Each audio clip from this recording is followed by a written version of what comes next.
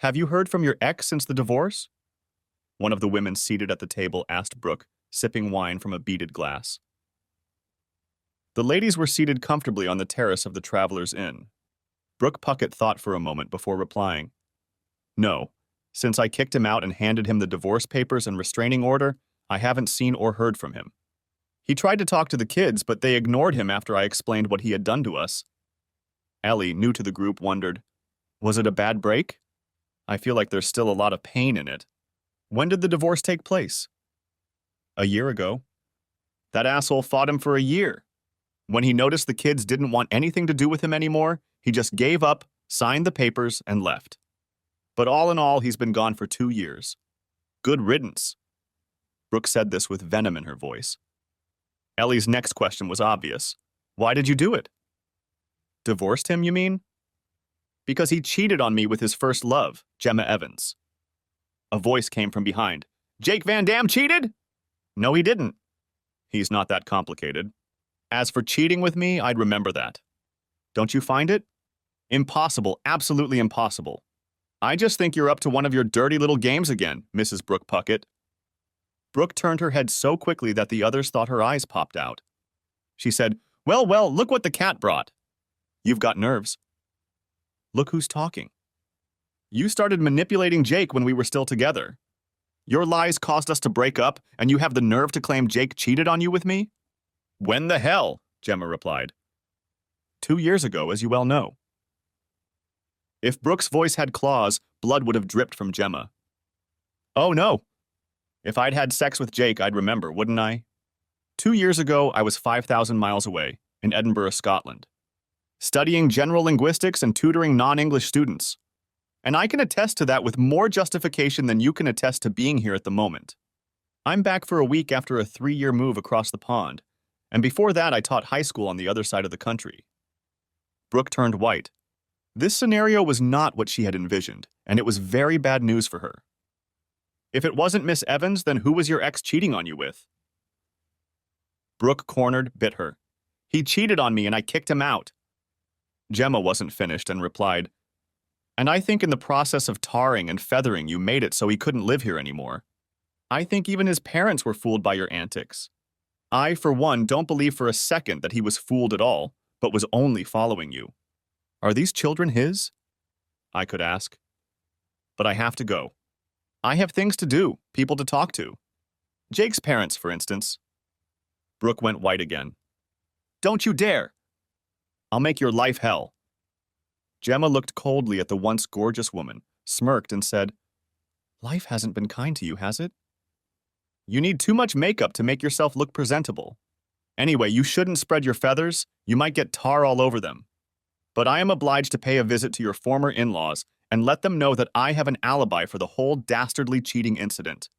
I bid you farewell. Gemma walked towards the exit and turned around one last time.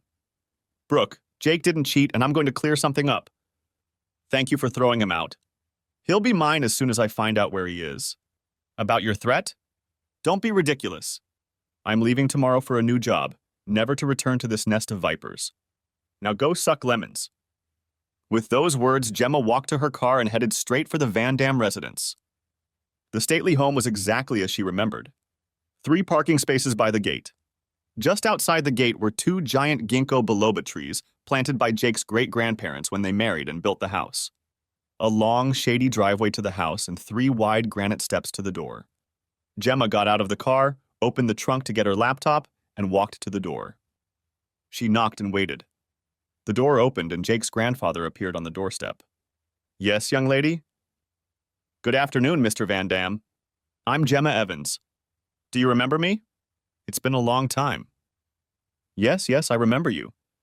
Wasn't your name mentioned in connection with that trouble about Jake's marriage? Yes, sir. I am here to tell you that Jake could not have had an affair with me. I can prove that I was in Edinburgh at the time. The old man looked at Gemma with piercing eyes, weighing her words. Gemma felt as if her soul was exposed under that gaze. Finally, he said, Call me Rufus. Senior. He said it with a twinkle in his eyes. Yes. It is very good and brave of you to come. My son and daughter-in-law are sure that Jake is the culprit. Am I? No. He's not capable of such a thing. May I ask why you want to prove his innocence? Gemma had a strong suspicion that this man would recognize any lie coming from anyone, and that lying to this man would humiliate him and herself in his eyes. So she answered honestly, Jake doesn't know it yet, but I'm going to be the next Mrs. Van Dam. But first I have to find him. Do you happen to know where he is, Mr. Van Dam? The old man's eyes gleamed mischievously as he replied, He's not in touch with his parents or his brother and sister, and I promised him not to tell anyone that he's at St. Christopher's Crossing now and is doing fine at the university there. But I can't be wrong when I say that you are a beautiful woman and not a man. Now that's our little secret. Don't spoil the fun? No, sir. I'll let you in on another secret. I was offered a job at the same university, and I accepted, so I'll be sure to run into him. From somewhere in the back of the house came a voice. Dad, who's there? Don't let them sell you what you heard. The old man grinned and turned to Gemma. Do you know where the kitchen is? Gemma nodded, but when she turned, she almost ran into Jake's mother. You have guts, she shouted. Ruin my son's marriage and then come into this house uninvited. Get out! Jake's grandfather immediately intervened and bellowed, Anna, she is my guest, and I will hear her out. She claims to have been abroad during this whole sordid affair. Anna Van Dam immediately deflated and looked at Gemma. What? I don't believe you. Gemma picked up her laptop, smiled at the old man, and said, I'll show you. An hour later, Gemma was looked at by a very upset mother and a very angry old man. What now? Whispered Anna. Gemma decided to tell the truth again. I don't know. I'll leave this pit tomorrow. Jake and I became fast friends and we're on our way to becoming friends, if you can call it that. That was until Brooke came along. Gemma told her story of how she lost her friend and soulmate to Brooke. She didn't expand on her suspicions about the sudden pregnancy. It was up to Jake to do that if she could find him. Anna was appalled by the machinations of the mother of her grandchildren and decided that her husband, Jake Jr., should meet the woman too. She asked affectionately, Would you like to stay for dinner, my dear? Also, I would like you to tell this tale of woe to Randall, my husband. Gemma politely declined, saying she had to get ready to travel to her new job. At the same time, she would not tell Anna where her new job was located. As Gemma said goodbye, Anna looked away for a moment. Gemma, when or if you find Jake, let us know. It seems like we've been making bad decisions and mistreating him. I really want my youngest back. Gemma replied softly, If, or better yet, when I find him, I will pass on the message, but it is not in my authority to reveal his whereabouts. Jake disappeared for a reason, and it's obvious he doesn't want to be found. With those words, she walked to her car. Halfway there, she noticed a man approaching. Shit, Jake's brother! It flashed through her mind. She looked at the man. The man was well past his age and had gotten fat. He walked like a gorilla, and he looked like one. Rough cheeks, thick neck, broad shoulders, arms wide apart as if he could not put them parallel to his body as they should be, a prominent belly, small steps, two thick upper legs rubbing together, wheezing like an old steam engine. Rufus Van Dam looked closely at the slender, dark-haired woman. The woman seemed familiar to him, but he couldn't locate her. She needs bigger boobs. B-cups don't suit me, but what legs she has. I'd like to feel them wrapped around me. He walked into the house and met his grandfather. Do we have a guest here? I noticed that broad walking toward the gate. Rufus, seeing her keeping a blank expression on his face, replied, Yes, it was an old friend of Jake's who wanted to reconnect. But we don't know where he lives, do we? That worthless, cheating son of a bitch. Young Rufus said, thinking, Put that on thick. I still need him out of the way and as far away as possible in every way. He walked up the stairs and entered his apartment, specially created for him after his accident in the house. Brooke, meanwhile, was reflecting on her life. When the divorce took place, Jacob, better known as Jake, was 35 years old and she was 2 years older. Their children were 16 and 15 years old. They were born within a year of each other. They didn't meet right away. Brooke spotted the 18-year-old when she was finishing a 10-kilometer swim. She didn't dignify him with a glance at first, until that dark-haired girl came up to him and started helping him out of his wetsuit. That got her attention. Suddenly, he looked gorgeous. She watched the couple closely. The guy had reddish-brown cropped hair, green eyes, and an oval face with a well-defined nose over generous lips. Broad shoulders, long, strong arms with wide wrists and hands with long, thin fingers. Narrow hips and very muscular legs completed the picture. As the girl began to towel him dry and he raised his arms, she noticed how his muscles tensed. She later learned that Jake had the physique of a swimmer. Lots of strong muscles under a thin layer of fat, thick enough to hide how strong he really was. That's when she decided she wanted him and started planning how to make it happen. The fact that the girl was probably his girlfriend didn't deter her. It took Brooke 6 months to break through the shy man's barriers. As luck would have it, his girlfriend, who wasn't yet his girlfriend, was moving out of town, and it became much easier to manipulate the girl. Finally, Jake suggested that she meet his family for a monthly family barbecue. Brooke now knew that he was the youngest of 3 children and a late addition to the family. His brother was 6 years older and his sister was 4 years older. At the barbecue, she looked at the 2 brothers in amazement. They were the same height, hair color, and about the same face, but that was where the similarities ended and the differences became obvious. Rufus outweighed Jake by at least 60 pounds. Whereas Jake was elegantly built and didn't have too much noticeable muscle, his brother was built like a brick house with large, bulging muscles. Also, whereas Jake was a bit of a talker, taking his time to answer and speaking softly and measuredly, his brother was all hype, boom, and superficial communication. Rufus turned his attention to the pretty girl of his stupid younger brother. He despised the brat. He thought he was too smart to like him. He decided to give the young woman a little more attention, a little more love.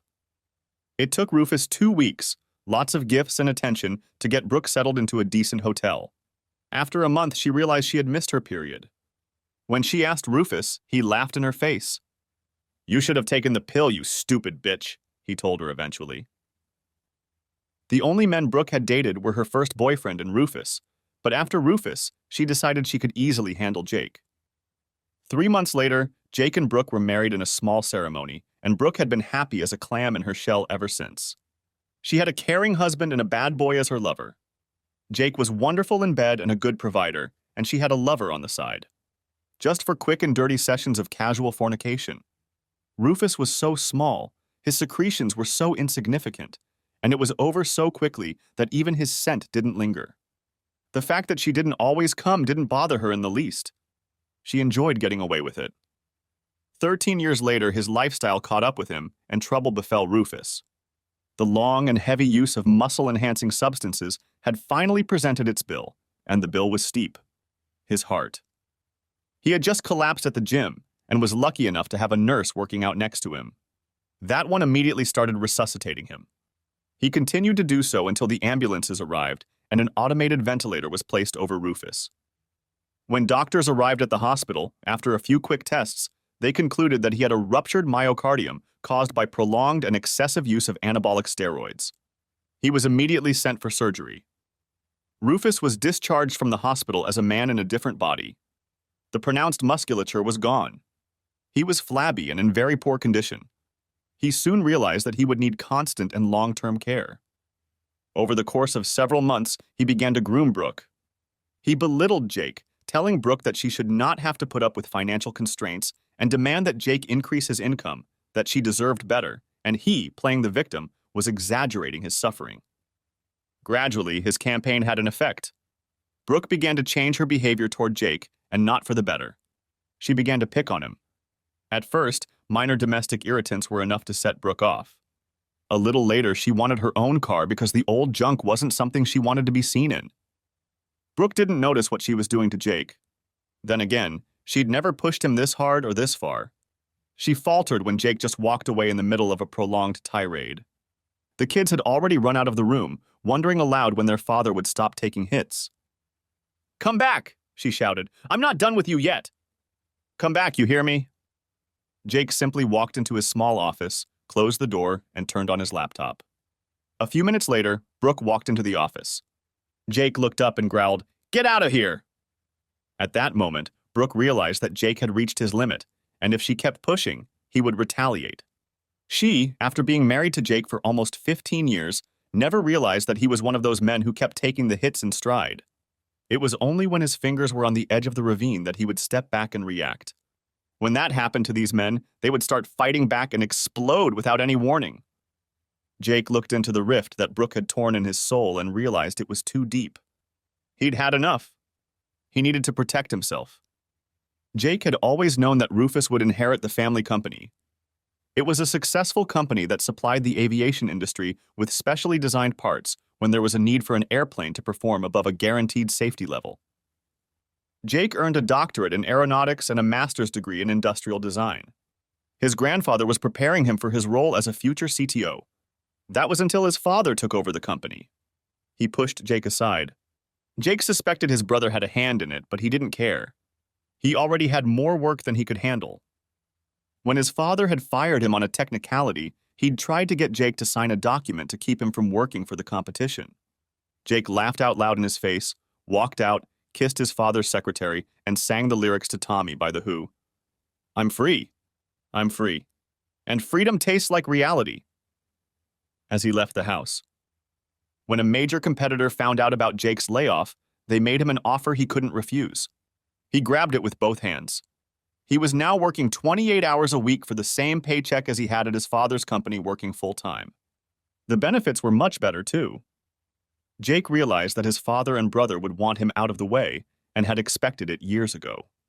On his grandfather's advice, he started his own company and based it in Luxembourg.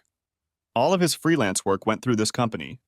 Most of the revenue went into an offshore internet account in one of the other tax havens in Europe. The other, smaller portion went into his regular account. Brooke never asked where the extra money was coming from, just that Jake was moonlighting on the side to get the extra funds. Suddenly, this arrangement became very convenient. He changed his instructions so that all the money went into an offshore account. He had absolutely no intention of stopping his freelance work. It wasn't even legally possible. Contracts had to be reckoned with. In his office, he decided that he needed to spend more time with his children, and so stopped working those ungodly hours. The next morning, Jake was reading the paper on his tablet, washing it down with his customary cup of coffee, when Brooke walked into the kitchen. Where have you been all night? I've been waiting for you. Sure, for about 5 minutes, and then you fell asleep. Cynicism doesn't suit you. Tell me everything. But before you drift off, I need to say a few words to you. Brooke swallowed the venomous reply. Instead, she said wryly, Really, the word is yours.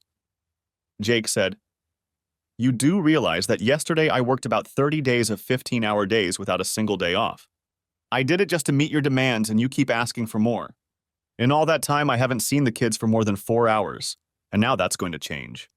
I've returned all my freelance assignments to my clients. I now work 30 hours a week. No more. If you want more, get a job and work. He was quiet for a few seconds, and when Brooke started, he raised his hand. I'm not done, he said. I think your behavior towards me is horrible, and if you keep this up, we're going to get a divorce. The ball is in your court. I'm leaving, and for a change, I'm going to have breakfast that I didn't make myself.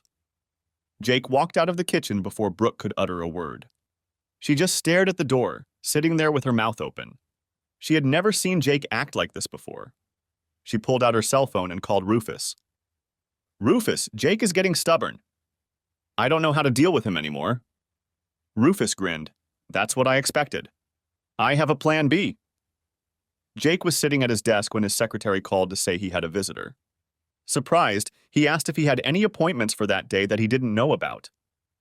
No, sir, but she said it was urgent, was the reply. The elderly woman entered his office and asked him to introduce himself. She then handed him 2 sealed envelopes with the words, I regret to inform you that you have already been served. The woman walked out shaking her head and said to the clerk, Please look after him. This is very bad news indeed. Jake looked at the envelopes. For some reason, he felt relieved. It was all over now. He had expected it, but it still hurt like hell. What he hadn't expected was a restraining order forbidding him from contacting his wife, children, and parents. What really shocked him was the notarized affidavit stating that he had a relationship with Gemma Evans. With great pain in his heart, he began the necessary processes. Of course, the bank accounts were blocked. He looked into his professional connections to see if there was a lawyer among them. There wasn't one, but one client had gone through the same ordeal as Jake and referred him to her attorney. Finally, he rented a small apartment, just enough for the immediate future. Back to the present. Brooke noticed Olivia and Brian discussing something. Their voices were quiet, but not so quiet that Brooke could hear what they were talking about. It sounded like her son had a problem and wanted to talk to his father about it. Brooke interjected, "Why, if you have a problem, don't you talk to your Uncle Rufus about it?" Olivia mockingly replied, "What could that sweaty, fat pervert have to say that even remotely resembles a reasonable person?" Brooke was stunned and insulted by proxy. She bit her tongue to keep from telling them who the real father was. "What, he's your uncle, mind you." "Yeah, not a bad uncle. Offered me money for showing my tits and said he'd reward me generously if I helped him ease his urges." "And that's not what he asked for," her daughter replied with disgust. Brooke thought, "That's his own daughter for crying out loud, and he knows it. If it's true, what she's telling me, God help me." Many bodies were pulled out of the closet that night. Brooke had no choice but to conclude that Rufus was a pervert and a danger to her and her own children. The fact that nothing had happened was due to the fact that Jake had instilled self-esteem in the children. Now the serious problem was the fact that she would soon be dependent on Rufus for income and lifestyle. Jake was paying a huge amount of money for child support. Because of this, she had a relatively good situation and never failed to make payments, but it didn't last long. She found herself in a tight spot and was now starting to regret some of her decisions. "Leonard Daltrey, it's finally a pleasure to meet you. Gemma Evans, and the feeling is mutual. I've heard a lot about you and all have been positive. I look forward to working with you." Professor Daltrey told Gemma about the ups and downs of the university and his role within it. He also informed her that he is a widower and lives with his girlfriend. The affable interview ended with Professor Daltrey saying, "I have arranged temporary housing with my good friend Nathaniel Thompson. He lives on the St. Christopher Trail and has a guest house. Maybe you want something more comfortable? I suggest you check out the homes in St. Christopher's Woods. There are a few houses around the lake there and a few parcels of land with building permits for university employees, although I can tell you that the best lot is already occupied by our part-time amanuensis." The professor looked at him wistfully and continued, "Perhaps I'll hire you. This man does an excellent job with children who aren't very gifted or have behavioral or learning problems. We recently got a special learning center. He helped design it so these kids can reach their full potential. I would love to have him as one of the teachers there. However, he is a very private person. Contact with him is not welcome, and so far he has declined my offers." Gemma has been exploring around St. Christopher's Wood. After 2 months of acclimatization, she decided that this was the place she wanted to stay for the long term and began looking for the right house. Nadia Thompson accompanied her. Suddenly, they came to a sign. It read, "Land for sale." Below it in smaller letters. The building permit had already been obtained. Gemma exclaimed, "What a beautiful place. I could live here. But who would design a house that would fit in with this surroundings, let alone build it?" Nadia grinned. "I know a man. He's becoming a good friend of ours. He's an aeronautical engineer and designer. You should see the house he designed for himself and is building himself. He's a bit of a recluse, but when he thaws out, he turns out to be very good company. I'm having him over for dinner on Friday. You'll be able to meet him if you want to, of course." "I'd love to," replied Gemma cheerfully. Meanwhile, at the Van Dam house. "Grandpa?" Brooke asked in a thin voice. Rufus Van Dam. Senior scrutinized the face of the woman sitting at his desk. The mother of his great-grandchildren, only born to the wrong man. He was a keen observer of human emotion and noticed she was very upset. "Yes, dear." "What's the matter?" "Do you happen to know where Jake is?" asked Brooke uncertainly. "Honey, I'm not going to answer that question either affirmatively or negatively." "Why are you asking? Trouble in paradise?"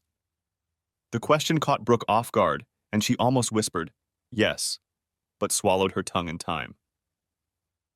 This reaction did not go unnoticed by the old man. "Time to chop the axe for this lady." In a steely voice, he continued, "Rufus has some very nasty character traits, don't you think? And his addiction to those steroids doesn't help at all." Brooke stammered, "I don't know what you mean, honestly." Rufus Sr. grinned. "Don't play games with me, young lady. I may be old, but I am far from decrepit as my son and eldest grandson like to think. I know those two adorable children of yours don't have Jake's genes. What? How dare you? Exclaimed Brooke. Don't mess with me, young lady. I'm willing to put my entire fortune on the line. What color are your eyes? Blue. And Jake's? Green. And both your children? Brown. There you go. It's almost genetically impossible. They look like they belong to Jake, because Rufus and Jake looked like each other once too. But Rufus has brown eyes and you spent a lot of time in his bed. Brooke felt the world crumble beneath her. She gripped the backs of the chairs until her fingers turned white. She tried to say something, but her tongue refused to obey. Grandpa was relentless. You're on your own. You put yourself completely at the mercy of the wrong man. You let him manipulate you and your children. And now that the outcome was not what you expected, you want Jake back in the saddle? Whether or not I know where Jake is, I'm not going to help you. Now get out. When Brooke left, Rufus Sr. stood in front of the window for a long time thinking, maybe it's time for me to write that long letter.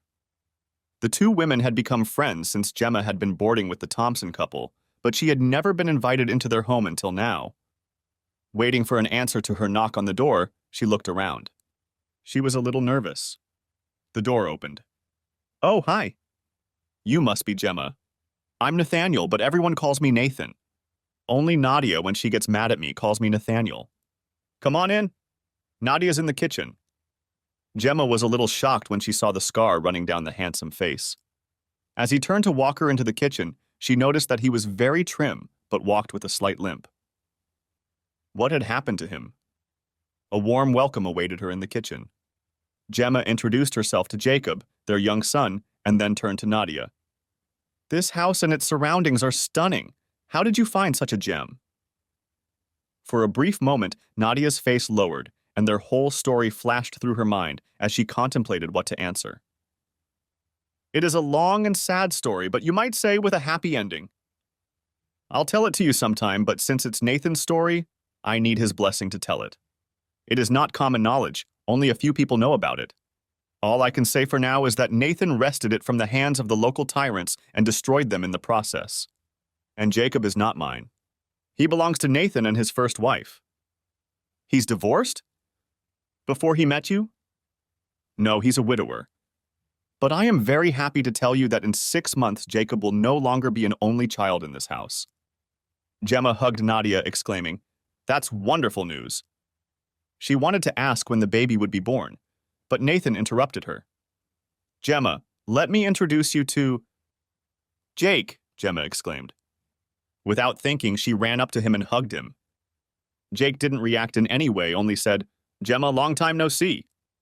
Embarrassed, Gemma let him go. Nadia and Nathan looked at each other, and Nathan asked, Do you two know each other? Before Gemma could say anything, Jake answered, We used to be friends. Gemma's happiness collapsed, and tears welled up in the corners of her eyes. This was not the happy reunion she had envisioned. She cried, Jake, why are you acting so cold? Aren't you happy to see me? I missed you so much. Jake was surprised and even more confused. He looked at his hosts. Nathan only nodded and said, We'd better get out of your way right away. You can use the study over there. Sitting in the study, Jake looked at his former and now very upset friend. Gemma, he said, you told Brooke that you had sex with me while I was married to her. You even signed the affidavit. That was the end of my marriage. Why should I be happy to see you? Those lies hurt me deeply. It suddenly dawned on Gemma how deep the deception had gone. She resented the fact that Brooke had manipulated her in such a way to ruin Jake and Jake's image in the community where he lived. She sat up straight and said to Jake with firm determination in her voice, I want you to listen to me very carefully. Before coming here, I lived in Europe for 3 years. I would never have told her that. I heard Brooke bragging about it in the pub, and I told her off publicly right then and there. After that, I went to your parents to tell them where I'd been for the last 3 years. I talked to your grandfather, too. We had a good long talk. He was the one who told me that you were doing well and that it was likely that I would meet you here. I didn't realize it would happen so soon, and I had already decided to go and look for you. I've missed you a lot, to be honest. Jake blushed. But the affidavit? It's forged. And if you still have the original, someone's going to be in big trouble. Jake, I loved you, I still do, but I would never have gotten into bed with you when you were still a married man. I would never have done that to you. All this time I've been thinking about you betraying me and wondering what I did to you to deserve it. So you believe me then? Of course. You've provided me with at least one verifiable fact with just a phone call to my grandfather. I think you can prove the others just as easily. Most importantly, you've never lied to me in the past. So yes, I believe you. Gemma felt relieved. That hurdle had been overcome. The next was how to communicate her feelings to him. And would he reciprocate those feelings? She swallowed and, gathering all her courage, asked, "Can we kiss and make up?" At that, she pushed back her chair. Jake did the same, walked over to her and hugged her, asking, "Can you forgive me?" "For what?" asked Gemma indignantly. "You've been manipulated in the most horrible way." "There is nothing to forgive." Jake wanted to kiss Gemma on the cheek, but Gemma quickly turned her head and her lips met his. Putting her hand behind his head, she pulled him against her and quickly ran her tongue over his lips. She broke the kiss afterwards, smiling broadly. Jake felt stunned. "Did you just kiss me? Did that really happen? Did you just kiss me?" he asked her. "Yes. I've wanted to ever since I found out you were no longer married to that harlot. I've already told Brooke that I have a claim on you. Just tell me when I'm in too much of a hurry. But slow or fast, I'm coming for you." Jake pondered this, enjoying the way Gemma's supple body pressed against his. "You know I'm damaged goods, don't you? There's a reason I'm building my home in such a remote location. I can only do things slowly. I needed to heal first, and I never dared to face my demons. It's just too painful. Let me in, I'll be there for you. Always. I know you married that harlot because she was pregnant. Otherwise, you'd be married to me. And worse, I've done a little math and wonder if it's your son. There's something very strange about that. Now it's time to join our hosts. One last piece of advice, if you'd like to take it. Accept a job offer from Professor Daltrey. It will do you a lot of good." When they returned, Gemma said simply, "Problem solved. He's mine now, although he's not entirely sure of that yet." Nadia clapped her hands together happily. "Great. That was a quick job. What's next?" Gemma snuggled up to Jake and pulled him to her. She smiled and replied with deep happiness in her voice, "I have plans. One has to do with retribution. One has to do with never letting that guy out of my sight again. And finally, who do I contact to get that piece of land we saw this afternoon?" The dinner was a great success and fun. Gemma told anecdotes from the days when they were friends. After dinner, things got more serious, and Gemma finally asked the hard question. "Jake, did that harlot explain how she gave birth to a fully developed son after a pregnancy of 6.5 months?" "No. You forget that I was there and was so enthralled that I never realized it. In retrospect, I can say that was very foolish of me. But what are you implying?" Nathan, knowing from his own experience how overwhelming it can be to witness the birth of a child, replied softly that it may not be yours and that you've been set up. "But they look like me and they look like a brother and sister. There's no doubt about that." "Both." Jake cut the phrase short, afraid to voice his thoughts. Immediately, 2 women crashed into him, hugging him and whispering quiet words in his ear. Jake pulled himself together and asked, "What now?" "I need to know for sure." Nadia took his hand and asked, "Can you think of a man who looks like you? Maybe a cousin?" Gemma exclaimed, "Rufus! It has to be him." Jake said, "No, they don't even like each other." Nadia didn't argue.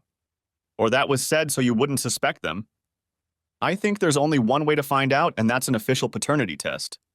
That means you need a great lawyer, and I know just the kind. Donna Marshall, she's not one of the best, but the best of the best. Nathan, can you give her a call?" Brooke had fallen on hard times. 2 weeks after Jake's grandfather had explicitly told her that he wasn't going to help her find Jake, she still couldn't find a way out of the situation. She didn't want her children to never see Rufus again, but she still needed him, if only for the money he brought in.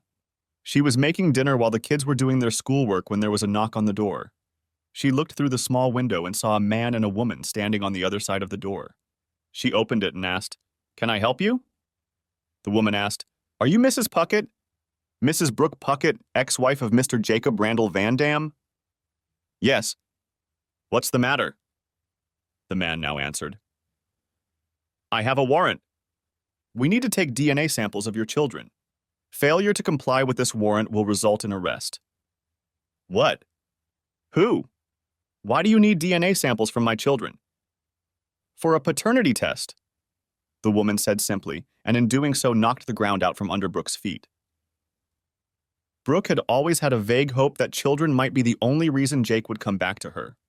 The other, very important reason was that Jake was paying a huge amount of child support. If he found out that the children were not his, the payments would immediately stop and she would lose her comfortable lifestyle. Meanwhile, at the Van Dam house, another pair of paramedics, accompanied by a police officer, knocked on the door of Rufus Van Dam's apartment. Rufus Sr. watched the whole thing, thinking. It looked like Gemma had found Jake, and Jake had figured it all out. Now he was going to have hell to pay. Rufus Jr. had refused to cooperate and attacked a police officer. The obese man couldn't stand up to the young tough guy, and soon Rufus Sr. witnessed his grandson walk with a short and humiliating gait toward the police car. 2 weeks later. Jake? The results are in, shouted Gemma, walking through Jake's apartment. Gemma was dreading the results. It was going to be very difficult for Jake either way, and Gemma would have to work hard to support him. Jake and Gemma sat on the couch, and Jake read the document and the attached test results. When he finished, Gemma saw that he had turned white and was suddenly very worried. Jake, she asked, what's wrong? You look like you're having a heart attack. I'm not having a heart attack, but I'm going to have one.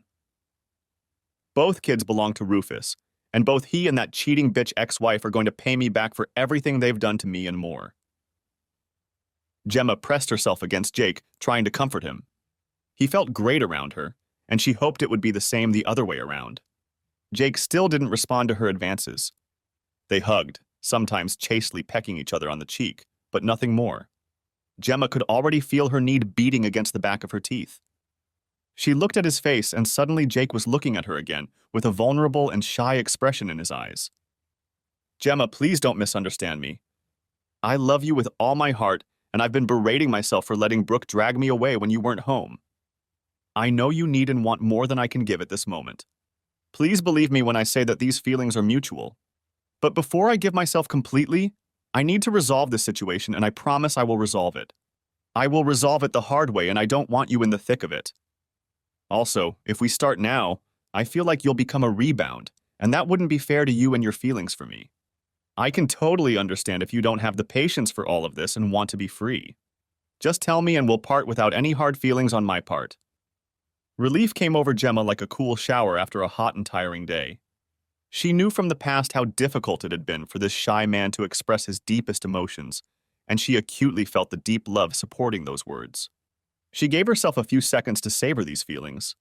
Releasing her hand from behind Jake's back, Gemma drew his head down and kissed him like she'd never kissed a man before. Softly, with a light touch of her tongue on his lips, and with all the love she had to give to this gentle and beautiful man. Jake felt as if a 9-volt battery had been applied to his lips. He was shocked for several reasons at once. The first was the obvious, and the second was that Gemma didn't want to take the way out he'd offered. She said softly, almost touching his lips, "Nonsense, Jake. No more excuses. You won't get rid of me that easily now that you've professed your love for me. You'll find me in the thick of things every second because I'll be there to support you and help you." Jake put his arms around Gemma, kissed the top of her head, thinking, "God, she smells so good," and whispered shyly, "Why don't you put off building the house until this mess is resolved one way or another? You probably won't need it by then. I might as well modernize and expand my house to suit your wishes." Gemma was stunned. Had he really just offered to let me move in with him? She decided to ask. Does that sound like an invitation to move in with you? It does. You've just committed yourself to me, and I want you to know that I'm just as committed to you. If you want a ring and the appropriate ceremony that goes with it, I'll agree. But to me, marriage is an empty phrase. If we tell each other we're a faithful couple for life and jump the broom, it's just as valid to me. Yes, I want the ring. I want a ring as the symbol he's always personified in all its simplicity. So I want a small, simple, plain, ordinary, unadorned gold wedding ring, and I want you to have exactly the same. I'll bring the broom as soon as you pay your fee. That same week, Jake and Gemma sat in Donna Marshall's office while Jake explained that he wanted payback by napalm. Donna patiently explained that she was in no position to help. Jake needs a shark, or rather a bull shark. One capable of navigating the murky waters and attacking unexpectedly and effectively. However, Donna knew someone, a coworker of hers, who had been in a similar situation as him and despised those vermin who did it to others. Her promoter introduced him to her, and they have been referring clients to each other or working together on some cases ever since. Sometime later, Brooke was doing household chores and thinking about the fact that there was no response after the DNA tests. Cautiously, she began to hope that it would all go away. She had found a way to shield her children from Rufus's direct influence, and their grandfather had been very helpful after she had taken Rufus Sr. into her confidence. Rufus Jr. seemed to be afraid of Rufus Sr. ever since he was taken from the apartment by the police. Suddenly, her peace of mind was shattered by a heavy knock on the front door. She went and opened the door, and there stood Rufus. His face was purple, and his thick figure was shaking and trembling. He shouted at her, "What is this?" waving a stack of crumpled documents in his hand. Brooke took a few steps back. "I don't know." "You tell me." Rufus shouted, "That asshole brother is demanding a huge sum of money from me for raising my children, and to enforce those demands, he has confiscated all of my property." Brooke staggered into the house and sank into a chair. Good God. Jake is awake and prowling. Now that he knows the kids aren't his, he's in for one hell of a payback. If he goes after me too, I'm finished. Edmund Dantes would be a teddy bear compared to Jake. She became very scared as her luxurious lifestyle came to an end. Rufus Jr. was still ranting when there was another knock on the door. Brooke tried to ignore it, but the knocking grew more insistent. She took a deep breath, got up from her chair, and walked to the door. When she opened it, she saw a small man with a hat, round glasses, and a mustache, something reminiscent of Professor Calculus from The Adventures of Tintin. Behind him stood a woman with a video camera whose flashing red light showed it was active. "Are you Mrs. Brooke Puckett?" he asked. When she answered in the affirmative, he handed her an envelope and said, "You have been served. Have a good day," and walked back to his waiting car.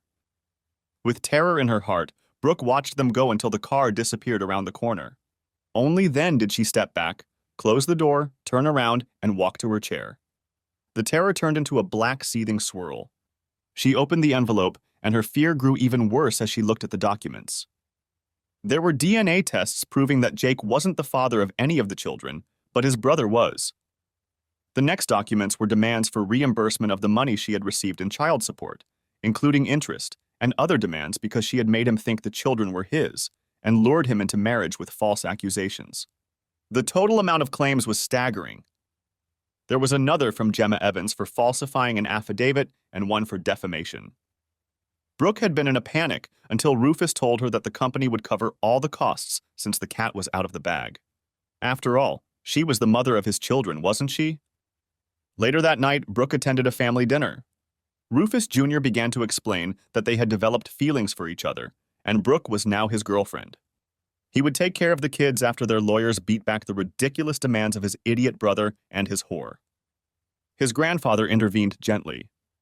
"You need to get yourself a lawyer. The company isn't going to pay for your deception and your girlfriend's deception.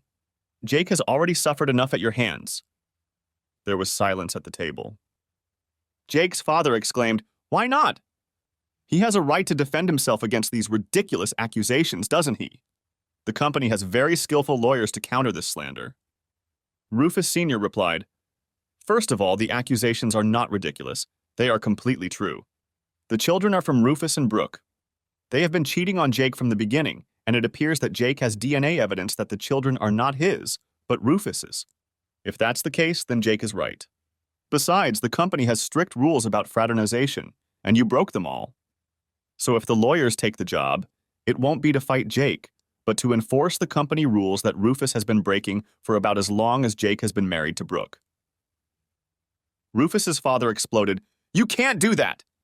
I'm the CEO, not you." Rufus Sr. laughed softly and replied, "But I own 70% of this company. I am the chairman of the board of directors. The board of directors can override any decision the CEO makes. Therefore, our legal team will not be used for a lost battle with a lawsuit just to satisfy your ego." Rufus Jr. exploded with rage. He kicked his chair and left the room. Once in the hallway, he froze, trying to catch his breath. Rufus Sr. dropped his napkin, apologized, and followed his youngest out of the dining room. In the hallway, he almost pitied the wreckage of what had once been a man, until he remembered what he had done to his brother. He walked past and said in a soft but unmistakable voice of venomous steel, "If I find out, I'll bury you so deep even the devil can't find you. Do you understand?" Rufus Jr. was soon stunned by the attack. His ego and arrogance soon asserted itself, and he growled back, "And how do you think you're going to accomplish that, old man? I have powerful friends too, you know. Just try it, and you'll realize that this old dog can still bite." With those words, Jake's grandfather walked over and patted the still breathing heavily on the man's back lightly. "Tisk, tisk, you've got to do something about this condition of yours or you'll never grow old." In his apartment, he sat down at his desk, picked up his old and trusty Rolodex, and looked up the phone number for the University of St. Christopher's Crossing. The next morning, at breakfast, Rufus Sr. was besieged by his son Randall and Rufus Jr. to get him to let them use the company's legal advisors. After a long study of the documents, they realized that this legal battle was going to be expensive, and the only way to win was to fight as long as possible in hopes that Jake would run out of money. Alas, the old man stuck to his opinion and even backed it up by saying, "If I get even a hint that you sought the advice of a lawyer working for the company, you'll be fired and out on the street before you realize what happened. This is a misuse of company assets. Understand?" He bit both men on his way out of the dining room. At his desk, he called the university. "Good morning, this is Professor Van Dam. I'd like to speak with Professor Daltrey. If he can spare me some time, I would be very grateful." A few minutes later, he heard a familiar voice. "Rufus, old friend. I haven't heard your voice in a long time. How are you?" Rufus Sr. smiled but replied seriously, "Mentally, I'm fine. Physically, not so much. But more on that later. I need one favor that involves two people." "Always, my friend." "You supported me in that disreputable affair with that shorty, blackmailing university students into turning in work to his bed. You always had my back. Now I can repay you in kind." "I don't think you'll like that, Leon. I'm going to come to your house and try to steal 2 of your employees for my company. I don't have any other choice." "Which 2? "Jake Van Dam and Gemma Evans." "Oh," said Leon. "I understand your grandson, but Miss Evans?" "I had a chat with Miss Evans, and she told me that rumors had reached her about Jake's marriage and some foul play. She came to the house to rectify the situation and said she wanted to track down Jake since he was divorced. Judging by the commotion in my family, she found him, and I seriously believe they've already connected."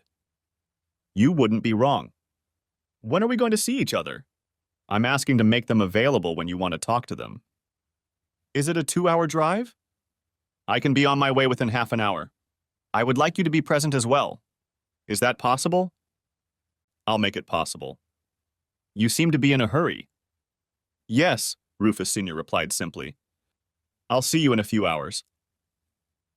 Later that day, Leon was shocked by the appearance of his old friend. He looked frail and tired, but his voice was strong and his eyes still sparkled. Before Leon invited Jake and Gemma into his office, the older men had a tense conversation. Jake, Gemma, Leon, and Rufus Sr. sat in Leon's office. The reunion between Jake and his grandfather was bittersweet. Regret that the reunion had taken so long and happiness that they could hug each other again. There was no need for introductions. Rufus Sr. began at once. "Jake, would you like to come to my place and take over the company?" A stunned Jake asked, "But Grandpa, why, what about Dad and Rufus?" Rufus smiled sadly and replied, "I am sick, and that sickness is progressing. I am now at the stage where I may not be able to stand up to this horrible couple who are now running and destroying my company. I know firsthand that you can lead a company. I've seen you in action." Jake looked shocked and grabbed Gemma's hand. "I don't know what to say. Why didn't you tell me?" "I have my reasons, Jake." "But can you answer my question? Surely your girlfriend must be agreeable too." "But I'm building a house here, a family home for both of us, Grandpa." Gemma raised her head and looked at Jake. "A family home? Who's talking about taking it slow now? Jokingly, she interrupted him. Do you want me to stop taking the pills? Jake replied, as soon as possible. I'd like to have a few kids of my own if you're willing to help me with that. Gemma jumped up from her chair and kissed Jake hard in front of the other two men. I took my last pill last night. Is that answer enough for you? Rufus's voice broke through the happy intermezzo. Jake and Gemma, may I remind you that you are still in the company? Also, Jake, the company office is less than an hour away from here. Jake looked Gemma in the eye. Gemma nodded subtly to Jake's acceptance of Rufus's offer to run the company. Jake turned to his grandfather. The question remains, what to do about my father and brother? Leave that to me. When you take over, they won't be able to give you any more trouble. You are not the only one who holds a grudge against them. When do you want me to take over? So you're going to do that? Run the company? That makes me so happy. Yes, Grandpa, we'll do it. But when? I am at the end of my life. Soon the symptoms will make themselves known, and the pain will become unmanageable. Because Leon witnessed his wife's horrible death, he and others have set up a small private clinic where end-of-life care will be facilitated. I plan to go there in about 10 days. I think shortly after that. Jake was silently pondering when Gemma asked, but what's the whole cloak and dagger thing about? I suspect Randall and Rufus will go to any lengths to preserve their way of life. Jake has already become a pain in Rufus's ass, and I've already had to threaten him because he wanted to use the company's law office to fight the lawsuits Jake initiated. Leon interjected. We've developed a fight plan to protect you two from Randall and Rufus. He looked at his old friend and asked, shall I do the honors or do you want to do it yourself? Rufus Sr. replied, you do it, I'm getting tired. Leon continued. Once Rufus passes away, a message will be sent to some trusted managers in the company's office, workshop, and factory. They will put the entire company on lockdown. I will write a little software similar to the infamous ransomware that will allow this to happen. The employees will be sent home for the entire time with full pay, of course. We've made provision for that. Jake and Gemma were stunned at the scale of it all. Jake asked, what about us? What is our role in this? Of course you will be informed too, but you must do nothing until the will is announced. That's when everything will be known and you can take over the company. By then, Randall and Rufus will be the least of your worries. Jake's grandfather sighed tiredly. We've already taken care of that. He raised his eyes to Jake and said, I'll write you a letter explaining everything. In the meantime, it's best that you remain in the dark about everything that's going on. Grandpa, will you let me visit you at the clinic? Asked Jake with a tremor in his voice. No, son, you'd better leave me alone.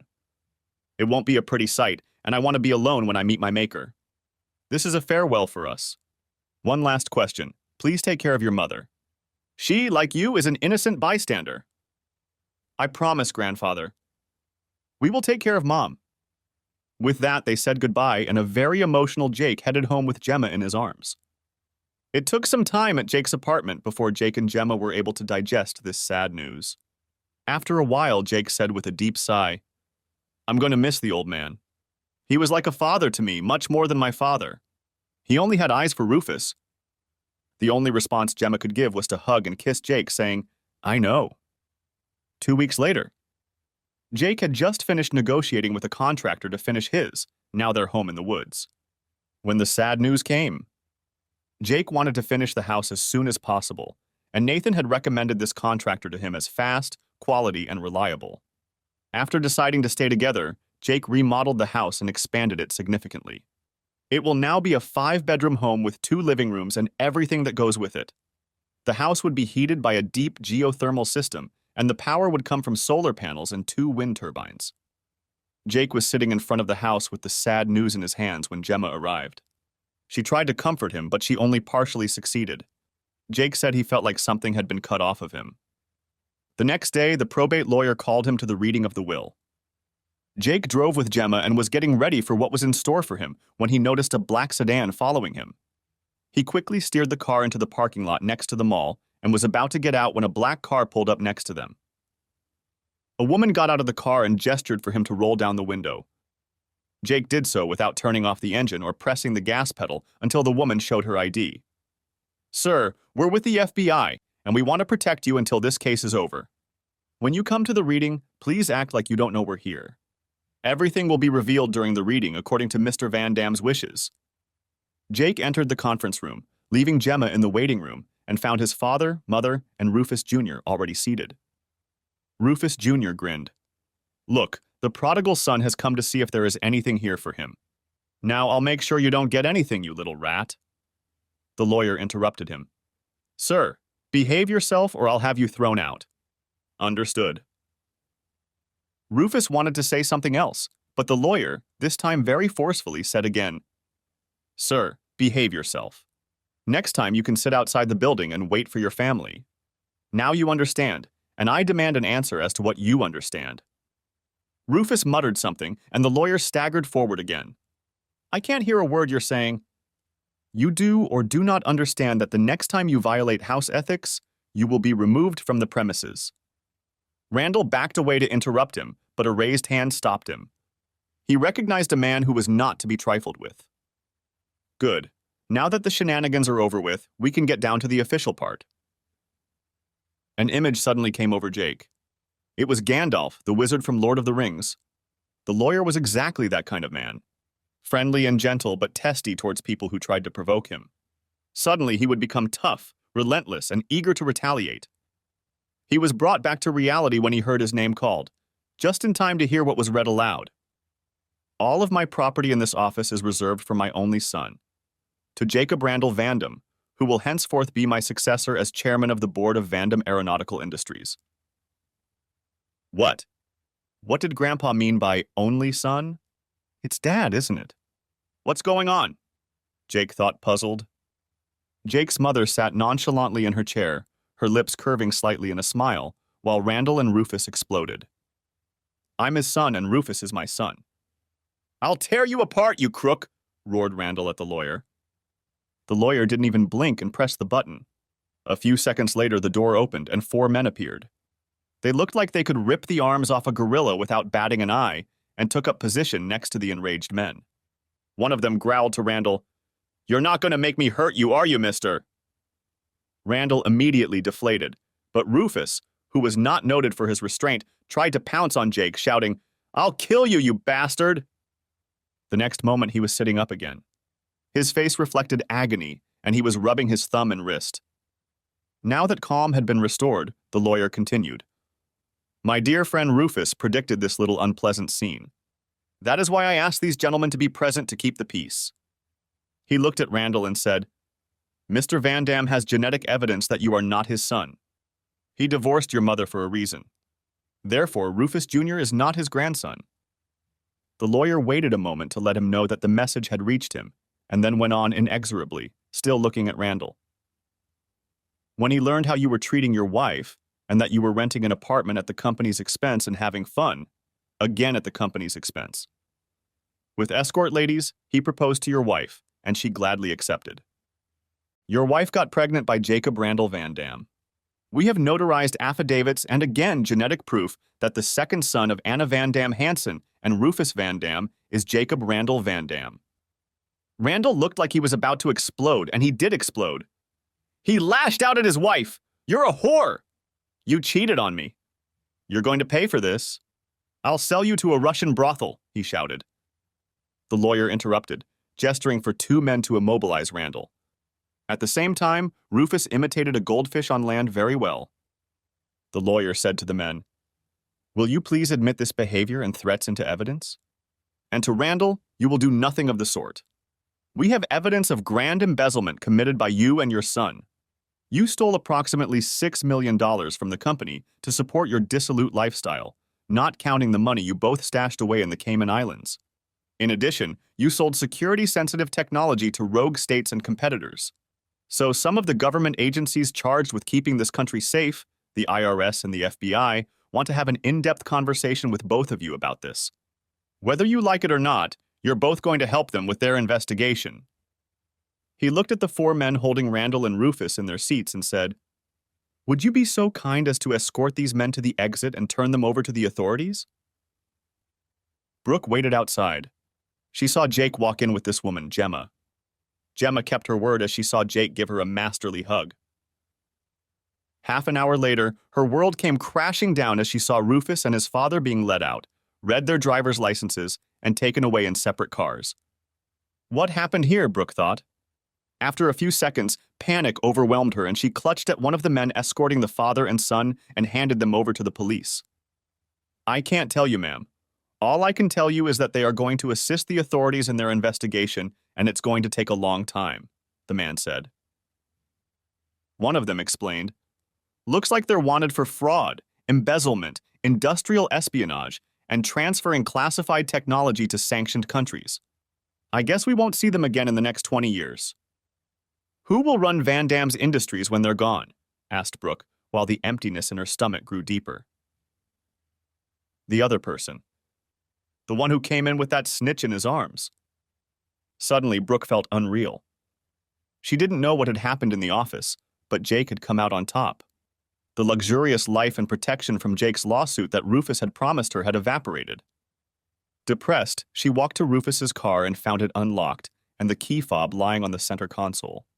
Distraught, she drove home. 1 month later, Brooke was on a tear. Her meager income wasn't enough to support a household, let alone the luxuries she had grown accustomed to in her, as she called it, former life. Now she had to find a plan on how to increase her income or reduce her expenses. Of particular concern was the children's school fees. The only way out she saw was to try to get Jake to take care of the children, which meant she'd have to pry him out of that harlot's arms again. In her time with Rufus, she'd partied a lot, drank a lot. At Rufus's insistence, she'd had considerable plastic surgery to tighten the belly that had appeared after the birth of her 2 children, had her breasts lifted and enlarged, had a facelift, and had her lips tinted. As a result, she had lost her natural look, which was what had attracted Jake. Now she looked like singer Cher, but without the healthy glow. Brooke's skin was kind of loose and artificial. Brooke paid no attention to any of this and was sure she could replace that harlot Gemma without a problem. Early morning. Brooke was sitting in her car. She parked it so she could see who would be coming out of the house. If it was Jake, she would leave and come back another time. And if it was that harlot, she would wait a few minutes to make sure there was little chance of Gemma returning, and then go bang on the door and get her husband back. Suddenly, she saw a blue Nissan Rogue appear and disappear around the corner in a flash. She checked her makeup one more time, waited 5 minutes, got out of the car, and walked to the front door. Brooke had heard that Jake had designed and partially built the house himself. She forced herself to take a good look so she knew what to praise. She could always encourage him to remodel the house to his liking. The house seemed to grow out of the hill. It perched at the top and its facade faced north. The small front showed 2 large windows next to the door, covered by shutters. Brooke took a deep breath, pulled her shirt down a little to emphasize her cleavage, pulled the door knocker back and released it. The knock rumbled through the house and Brooke waited. And waited she did. Just as she was about to turn around, the door opened silently and Jake appeared. He looked her over, his face expressionless, but he said nothing, certainly not inviting her in.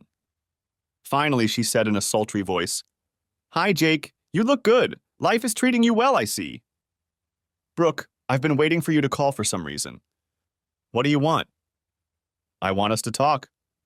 "Aren't you inviting me in?" Jake sighed. "Let's get this over with once and for all." He thought.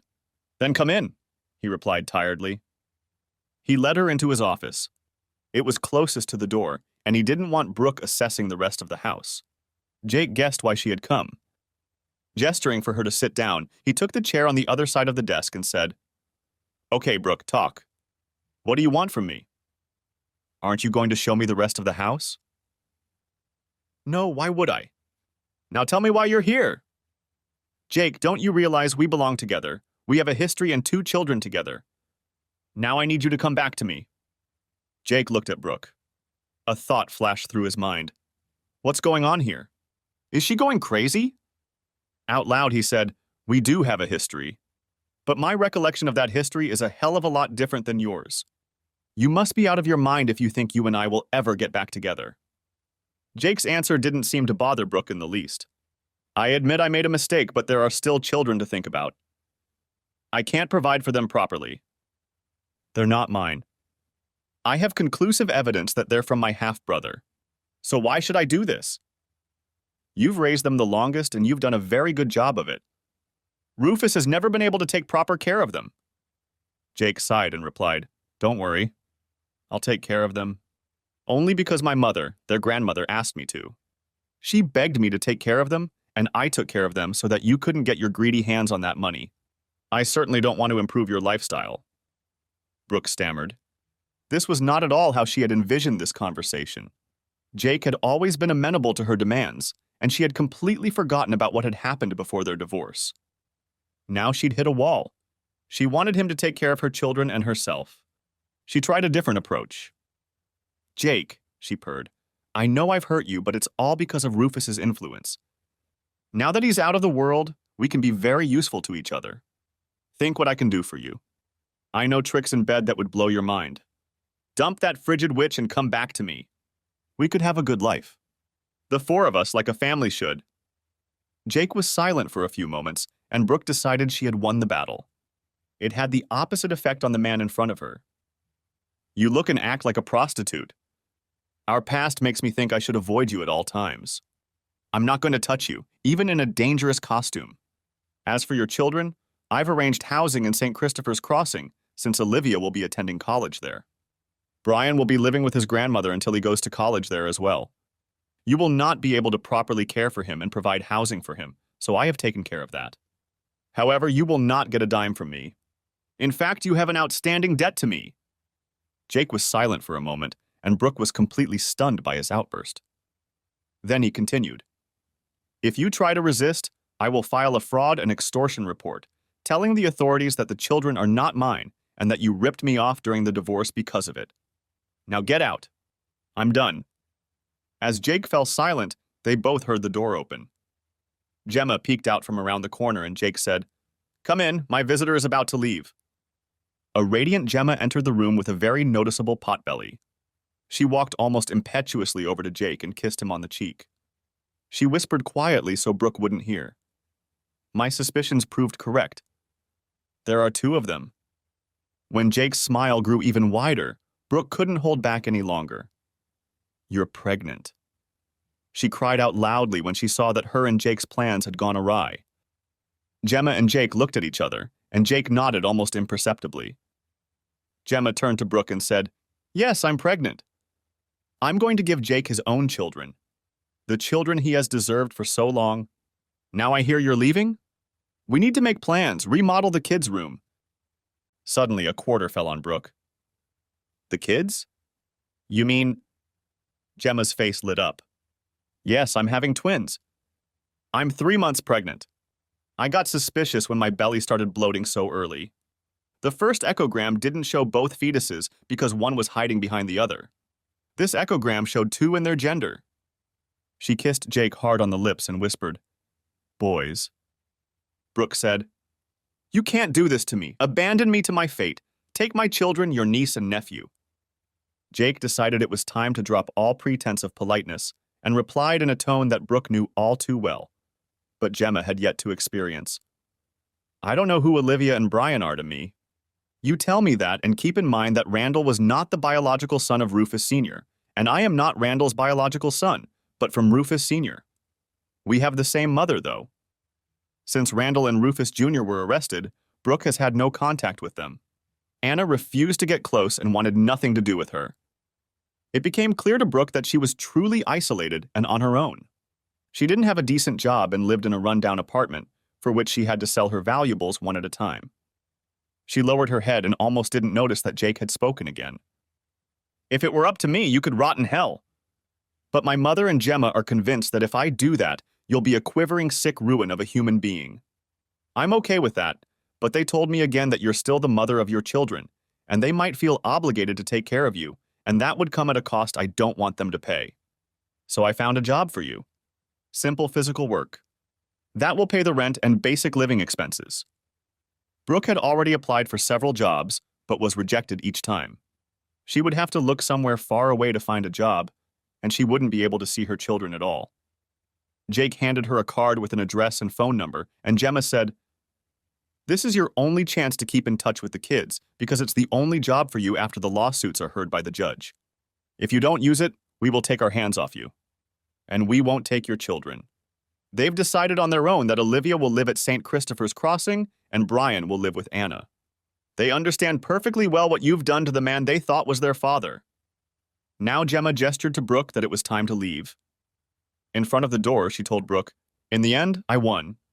I have Jake and I will have his children. Your selfishness ruined Jake. You bet on the wrong man for imaginary luxury. I have the best man and you have nothing."